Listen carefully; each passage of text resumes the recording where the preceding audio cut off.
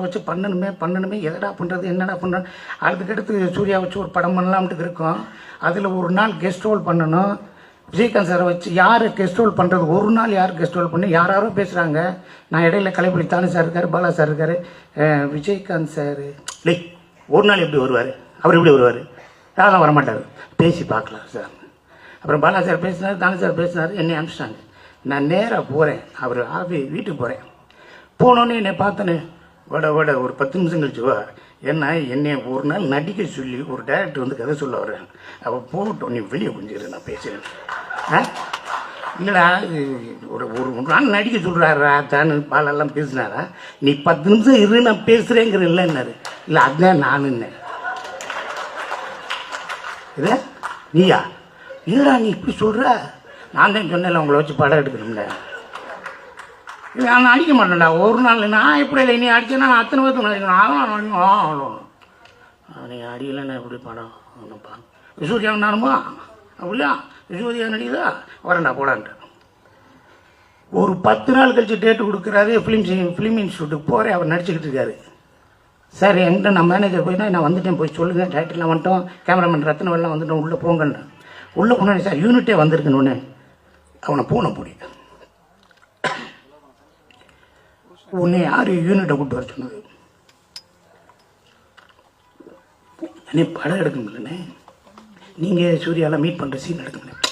இங்கே கேமரா இருக்குது, இங்கே ஜூனியர் ஆர்டிஸ்ட் இருக்குது, இங்கே டைரக்டர் இருக்காரு, நான் இருக்கேன். நீங்கள் எதுக்கு மேலே கூட செலவழிச்சுக்கிட்டு இருக்கீங்க? நீ ரத்னவேலு சூர்யா அது 3 பேர் மட்டும் வாங்க, 3 பேர் தான் வரணும். மேனேஜர் கூட கூப்பிட்டு வா அப்படின்றதால அவர் ஷூட்டிங்கை 3 மணி நேரம் நிப்பாட்டிட்டு அவர் ஷூட்டிங்கில் என்ன வேணும், நான் எங்கே நிற்கிறேன் சூர்யா சார் நான் ஒரு மாலையை போடுறேன். எதுக்கு சூர்யா மாலை செலவுல அப்படிங்கிற 3 மணி நேரம் 1 மணி நேரம் கேப்டன் ஷூட்டிங் எவ்வளோ செலவாகும் பாருங்க. அவ்வளவு நல்ல மனுஷன். டப்பிங் கூட்டு போய் அப்பயும் ஒரு பொக்கே கொடுக்குறேன். இல்லை இந்த வர்றது டிரைவர் இவருக்கு 500 ரூபா கொடுறா, இதுக்குடா ஏன்டா அப்படி பண்ணுறேன். இவ்வளவு நடந்துருச்சுங்க. தம்பி விஜய் பிரபாகரோட தம்பி சின்னவர் செம்ம பாண்டியன், அவர் படம் மலேசியாவில் படம். அந்த படத்துக்கு நான் போய் நடிக்கணும்னு சொன்னாங்க. ஏதோ பேச்சுவார்த்தை, யாரோ ஏதோ பொருளையை கிளப்பிட்டு ஏதோ போயிடுச்சு. கேப்டன் போயிடுச்சு, என்ன சிங்கப்புலி காசு கேட்டான் அப்படிங்கிற மாதிரி போயிடுச்சு. அண்ணே இல்லைன்னேங்கிற பிறகு நான் தகவல் சொல்லிட்டேன், நீ மலேசியாவுக்கு வராட்டார். நானும் போயிட்டேன். போய் ஒரு ஹில்டனோ மேரியடு ஒரு பெரிய ஸ்டார் ஹோட்டலில் இருந்துச்சு. 4 மணிக்கு மேக்கப் போட்டேன். 4 மணிக்கு மேக்கப் பண்ண போனார். அப்போ என்னை வந்து இன்னும் கொஞ்சம் இப்போ பாருங்க முடியும், இதுக்கு மேலே ஒன்றும் இல்லை, இன்னும் கொஞ்சம் நல்லா முடி வெட்டி மண்டையில் உள்ட்டாவெல்லாம் வச்சு ஒரு டாட்டு உள்ளாங்க வெட்டி அப்படியே போயிட்டாங்க. காலையில் பஃபேல போய் சாப்பிடுங்கன்றாரு. நான் அப்படியே கீழே இறங்குறேன். கேப்டன் அங்கே முன்னாடி உட்காந்து ஏதோ ஓட்ஸ் ஏதோ சாப்பிட்டுட்டு இருக்காரு. சரி இப்போ எதுக்கு வேட்ட பேசணும், அப்புறம் பேசிக்கலாம்னு மலேசியாவில். அப்படியே நான் ஓரமாக போகிறேன். என்னை அப்படியே பார்க்குறாரு. பார்த்துட்டு மேக்கப் பண்ண கூப்பிடியா. மேக்கப் பண்ண வந்தார். இந்த ஒருத்தன் போகிறேன் மாதிரியா டவுசரை போட்டு தோடுகிடலாம் மாட்டி அவனை மாதிரியே சிங்கப்பிள்ளைக்கு மேக்கப் போடியான்னாரு.